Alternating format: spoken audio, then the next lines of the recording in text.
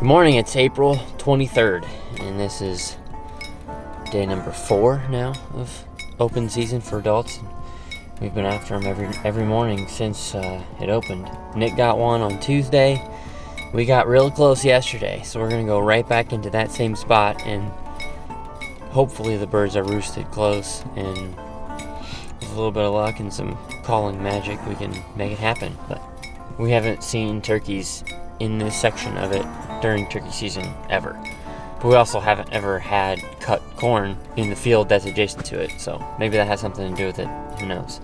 If you guys think that cut corn is probably why they're sticking around rather than a cut bean field, shoot us a comment and let us know.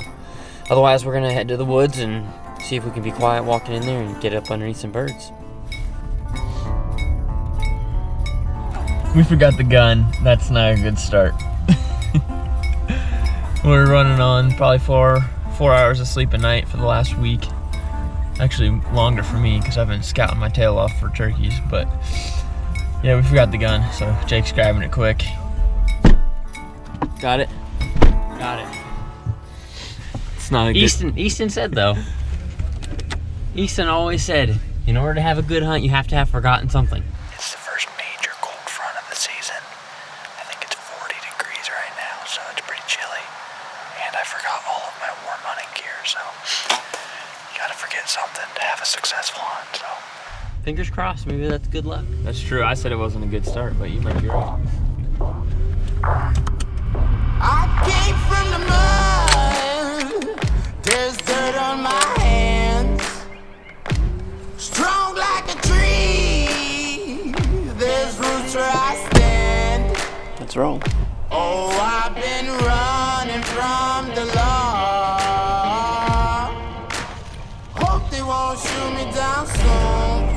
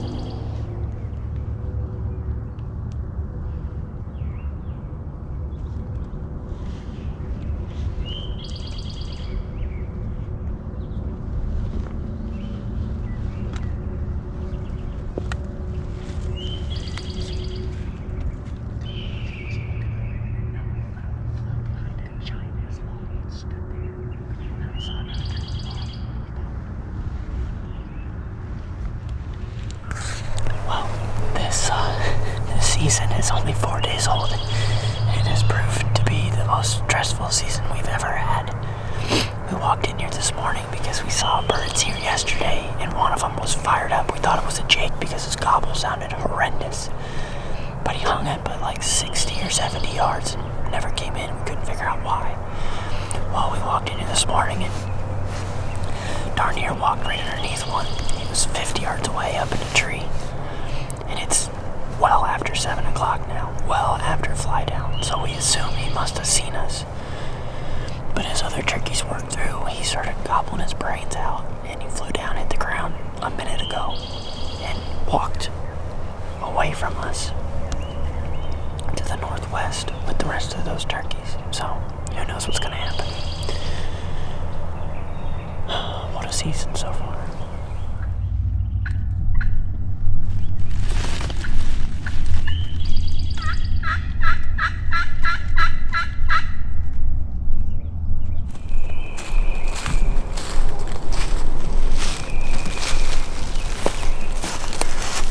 Went and looked at that tree he was sitting in, and you can walk right underneath the branch that he was on. It literally hangs right out over the fence, but I couldn't find feathers or anything, so I don't know how often he uses it or how far he flies down or any of that stuff. But I found this. So squirrels eat deer jaws. They don't just eat the antlers.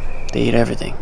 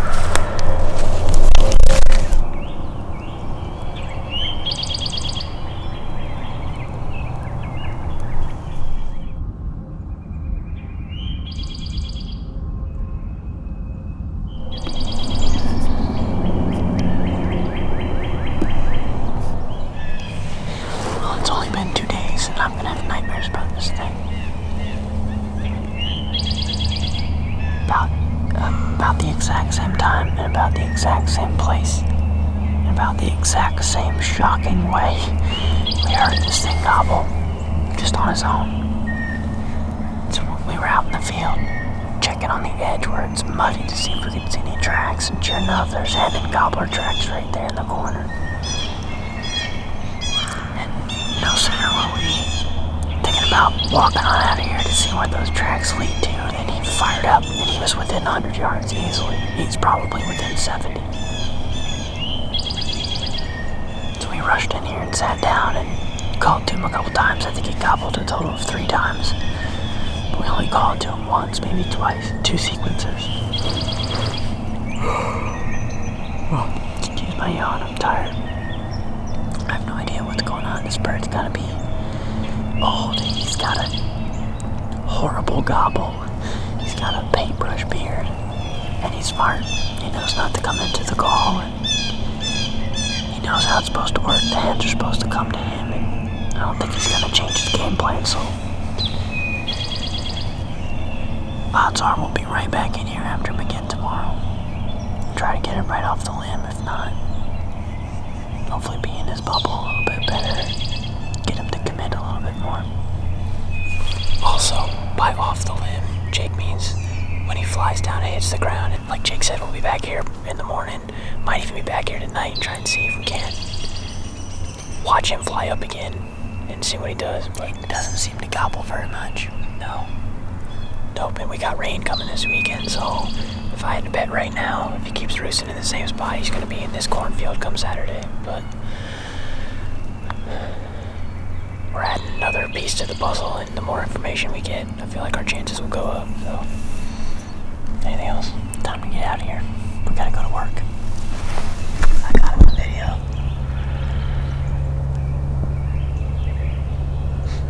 Yep, just strutting back and forth.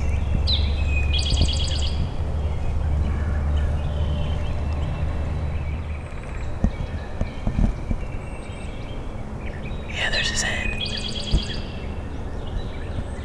Just one. All I can see is one.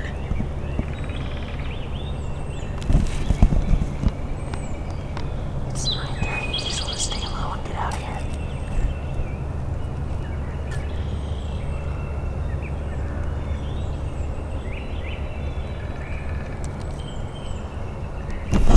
I don't know, dude. She's walking this way.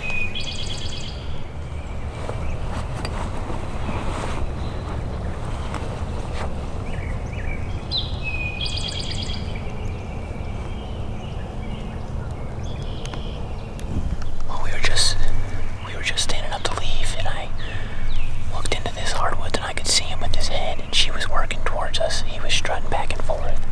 He's probably 150 yards away. Never came out of strut once. So we sat back down. We're gonna be late for work, but it could be worth it. If you have ever heard of Murphy's Law, then you know exactly how we feel this morning. Because if it can go wrong, it will go wrong. Fortunately for us, hopefully they didn't go wrong too bad. So we got in there early, and that bird was on the roost 50 yards away from us. Pretty obviously saw something poking its head out from behind the tree. But I don't think he knew what it was, because he flew down to us and then worked away. And we just decided to sit there for a while and see if we could hear him or whatever. And we're just about to leave, and Nick stood up and looked, and he's like, dude, I see him. Saw a hen with him, and he was just in full strut. White golf ball head against the feathers and strutting back and forth with the sun beaming on him. And we thought, well, we'll just sit here and see what happens, because the hen was working towards us, closing the distance. And we got impatient. And Nick said, should I stand up and look again? And I said, yes. And Nick did that, and no sooner did he do that than that bird popped out into this cornfield. And I don't know if it was me trying to swing my gun around that he saw, or if he just saw Nick sticking out from the tree and didn't like the way that it looked, but he was in full strut when Nick first saw him. And when I turned to look through the green bushes, he popped out of strut, head came up a little bit, and he took 2 steps back towards the wood and then fired off 2 gobbles. So I have no idea what that means, but it means for us that we're going to be back in here tomorrow morning, hopefully.